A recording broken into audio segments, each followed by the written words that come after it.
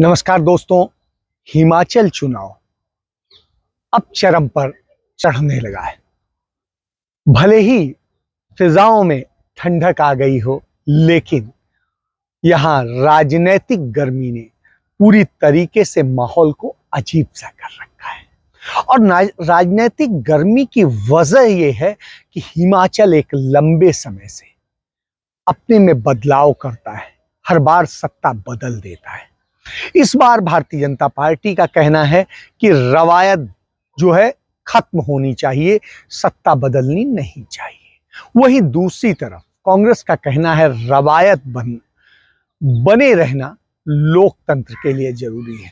प्रियंका गांधी इसको लेकर के बात करती हैं, तो प्रियंका गांधी का यहां पर जो मुकाबला है वो मुकाबला है नरेंद्र मोदी से, क्योंकि जयराम ठाकुर जो यहाँ के मुख्यमंत्री हैं वो अपने किसी काम को गिना नहीं पा रहे हैं।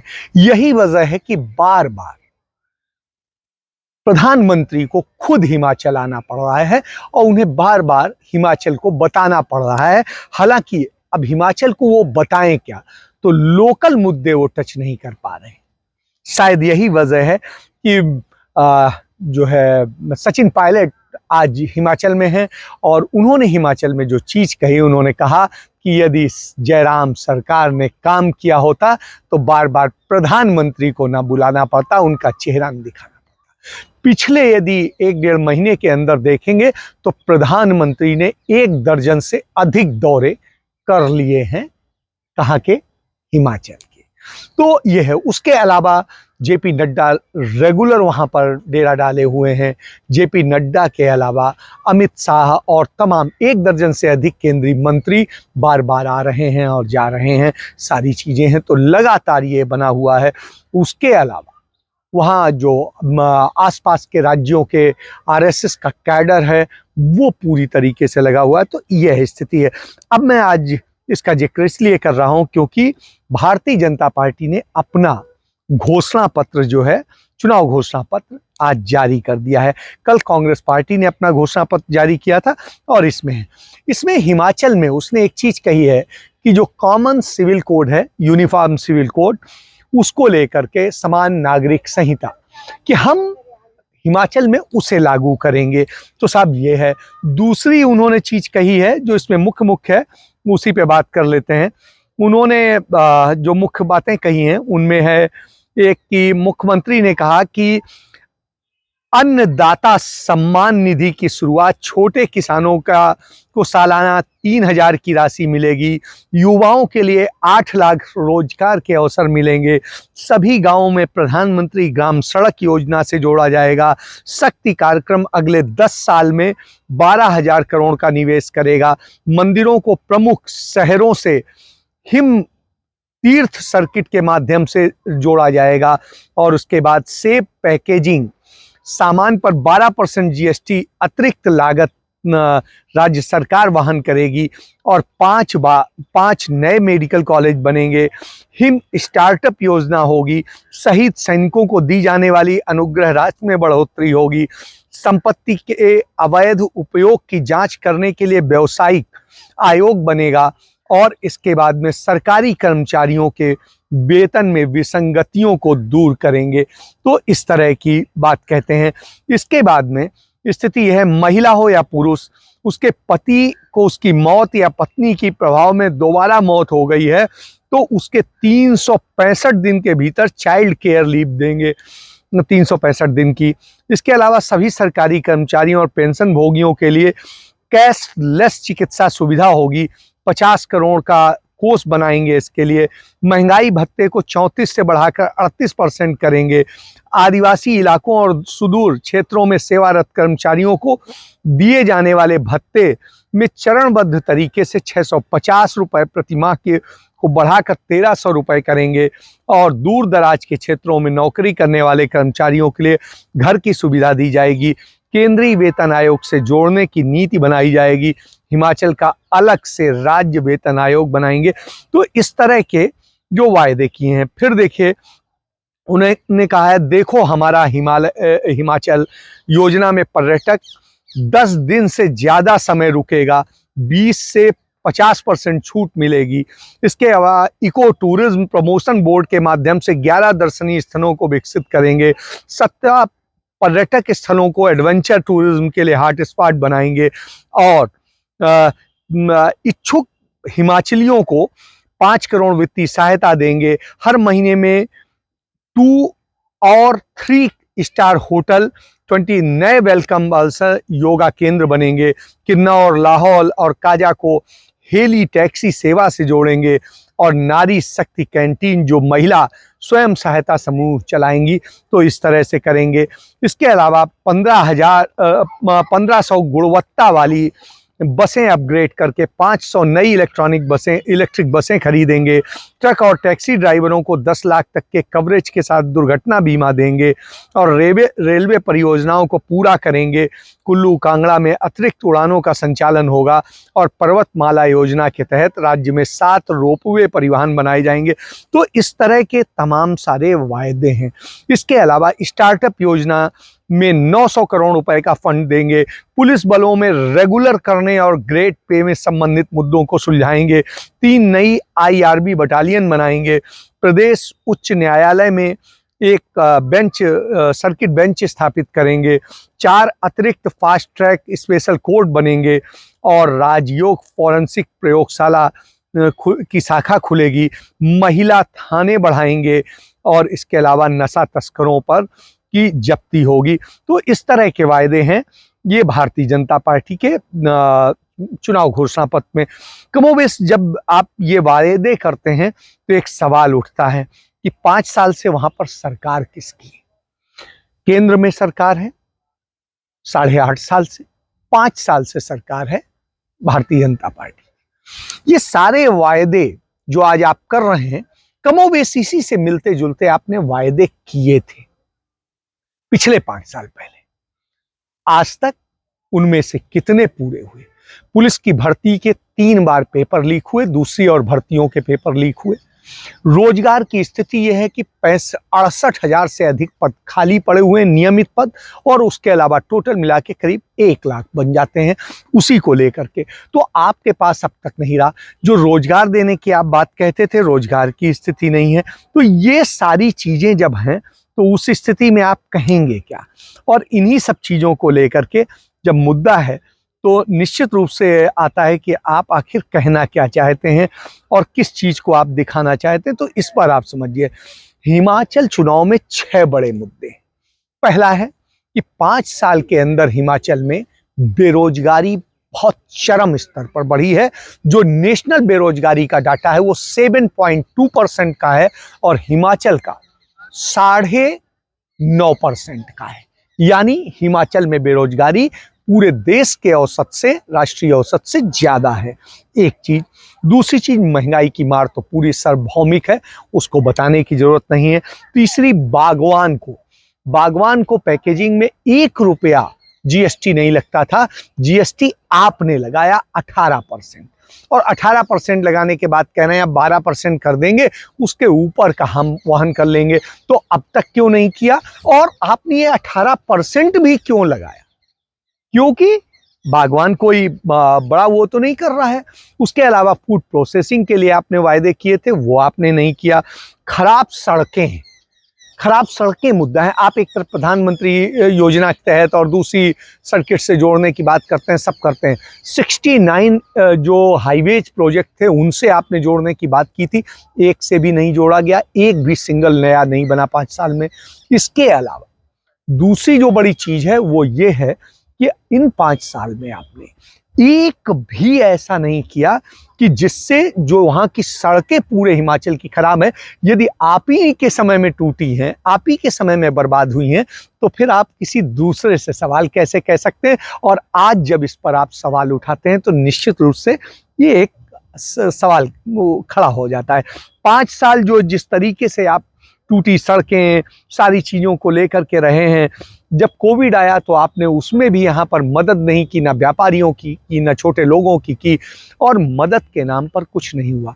जो एक 5 किलो अनाज वाली योजना है उसका जरूर कुछ गरीबों को लाभ मिला है, लेकिन उसका ये भीख की तरह से देने की आपने स्थिति करी है।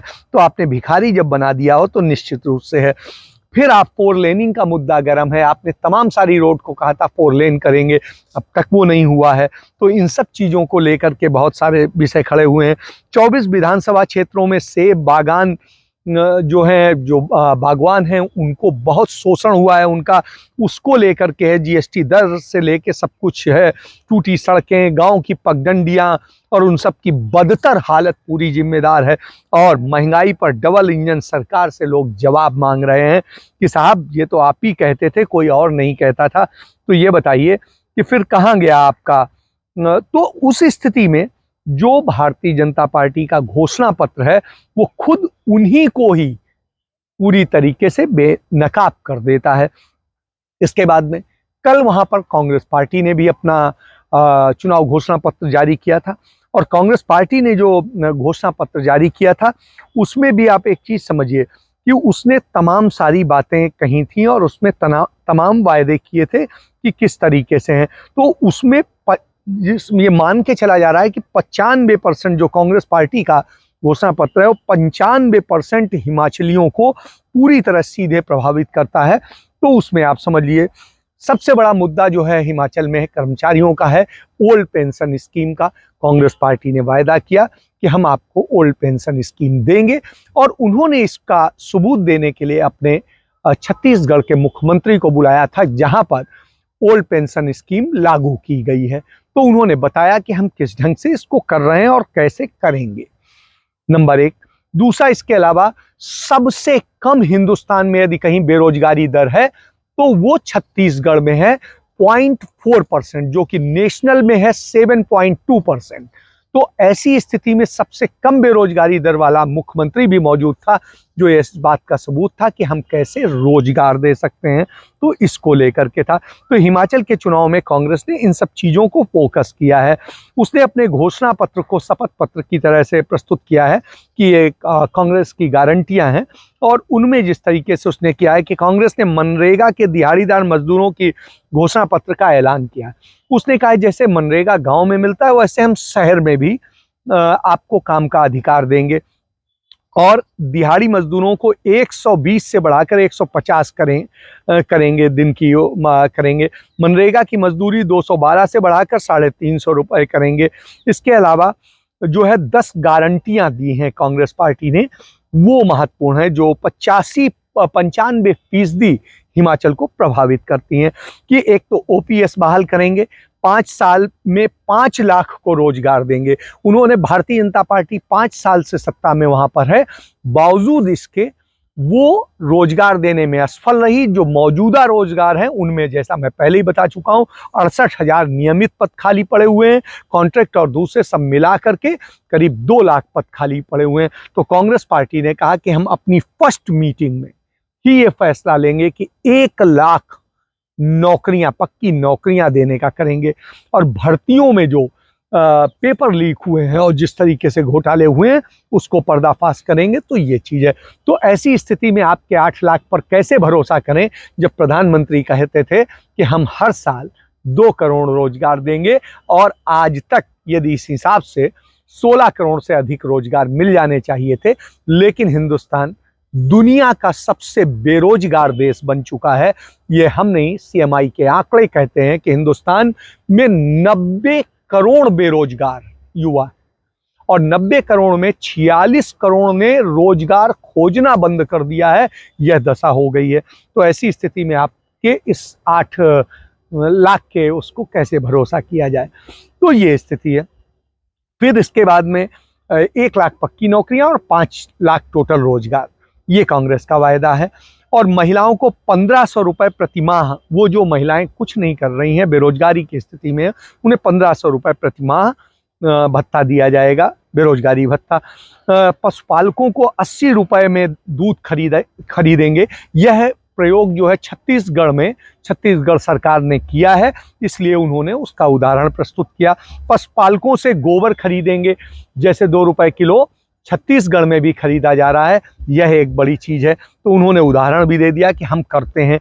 300 यूनिट बिजली मुफ्त देंगे, तो यह भी वो कर रहे हैं वहाँ पर, वो भी उन्होंने दिखा दिया। 63,000 रिक्त पद भरेंगे और उसके अलावा टोटल 1 लाख जो है परमानेंट नौकरी देंगे।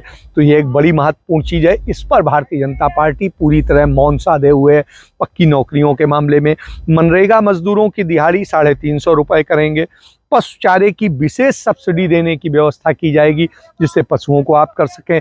हर घर में 4 गाय खरीद की पर सब्सिडी देने की भी व्यवस्था की जाएगी। तो ये एक बड़ी चीज़ है। इससे जो आवारा गाय घूमने और इसकी है, इस समस्या का भी समाधान मिलेगा। भेड़ पालकों को बाल काटने के लिए मशीन देंगे। तो ये एक बड़ी चीज़ है कि जो छोटे वो हैं उनको इसमें मदद मिलेगी। सभी पर्यटन स्थलों पर पार्किंग की सुविधा बनाएंगे। तो ये एक अच्छी चीज़ है, क्योंकि पार्किंग की समस्या हिमाचल में एक बड़ी समस्या है। टैक्सी परमिट की समय अवधि 10 साल से बढ़ाकर 15 साल करेंगे, क्योंकि आप इसको एक करके उसे बोझ में डाल देते हैं, उससे वो बचाएंगे। मनरेगा की तर्ज पर शहरी रोजगार योजना करेंगे और आजीविका योजना लागू करेंगे। राशन दुकानदारों को 1 टाइम लाइसेंस की व्यवस्था करेंगे। एपीएल राशन धारकों की तर्ज पर बीपीएल को भी राशन देंगे और युवा आयोग का गठन करेंगे, जिससे भविष्य में युवाओं के लिए संभावनाएं कैसे तलाशी जा सकें, कैसे रोजगार दिया जा सके, चीज़ें की जा सके, इसके लिए ये एक नई पहल है और ये एक बड़ी चीज़ है। इसके बाद प्रतियोगी परीक्षाओं को हर जिले में कोचिंग सेंटर खोले जाएंगे, जिससे आप सरकारी पैसे से कोचिंग कर सकें और अपने लिए तैयारी कर सकें, योग्य बन सकें और बड़ी सेवाओं में जा सकें। पंचायतों में जिम व पुस्तकालय खोलने की व्यवस्था होगी। महिला सुरक्षा की दृष्टि से सब डिवीजन लेवल पर पुलिस थाने खोले जाएंगे। तो यह भी चीज़ उन्होंने कह दी है। मनरेगा में कार्य दिवस बढ़ाकर 150 करेंगे। तो ये भी एक बड़ी चीज़ है। और भर्ती विधान गठित करेंगे कि 6 महीने में रिजल्ट आए। ये नहीं है कि आपने परीक्षा दे दी, 5 साल से आपके पेपर लीक हो रहे हैं, सब कुछ हो रहा है और आप घर बैठे हैं, आपको रोजगार नहीं मिला, फिर उम्र निकल गई, सब कुछ हो गया और आपका जीवन बर्बाद हो गया। तो इसे बचाने के लिए कि 6 महीने में ही रिजल्ट आ जाए। होमगार्ड जवानों को पूरा साल काम देने की व्यवस्था करेंगे। जो अभी होता है, अभी काम नहीं मिल पाता है, आधे दिन भी। तो ये स्थिति है। आउटसोर्स कर्मचारियों को नई नीति बनाएंगे, जिससे कि उनका भविष्य सुरक्षित हो सके। तो ये एक बड़ी चीज़ है। चतुर्थ श्रेणी कर्मचारियों की रिटायरमेंट की उम्र 60 साल करेंगे, जो अभी 58 साल है।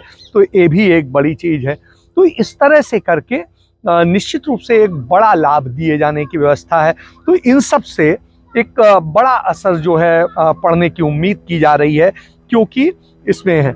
और इसी को आप देख लिए, जो जेडीयू है, जेडीयू की नेता त्यागी भी इसके लिए वहाँ पहुँचे और केसी त्यागी जो किसान नेता हैं, उन्होंने भी कहा कि आज हम कांग्रेस के समर्थन में इसलिए आ रहे हैं क्योंकि कांग्रेस जिस तरीके से किसानों, मजदूरों और गरीबों के लिए सोचती है, वह सोच भाजपा में नहीं है और इसी कारण से हम आज कांग्रेस को समर्थन दे रहे हैं। तो एक ये चीज़ है।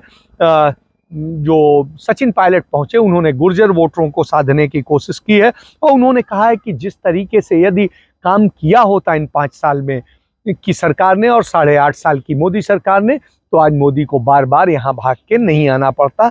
ये हालत है। अभी तक जो स्थितियां हैं हिमाचल में कि किस तरीके से कांग्रेस ने उसको लिधाने का किया है, यही वजह है कि प्रधानमंत्री इतनी रैलियों के बाद मजबूर हो गए डेरे में जाने के लिए और इसीलिए वो डेरा ब्यास में जाकर के उन्होंने जाकर के वहाँ के जो संत हैं, डेरे के प्रमुख हैं, उनके यहाँ जाकर के मत्था टेका। ये एक बड़ी चीज़ है कि उन्होंने जाकर के जिससे कि डेरा ब्यास में मत्था टेका। वो सामने है कि प्रधानमंत्री को मजबूरन उस डेरे में जाना पड़ रहा है और लोगों से हाथ जोड़ने पड़ रहे हैं कि किसी तरीके से चुनाव जितवा दीजिए।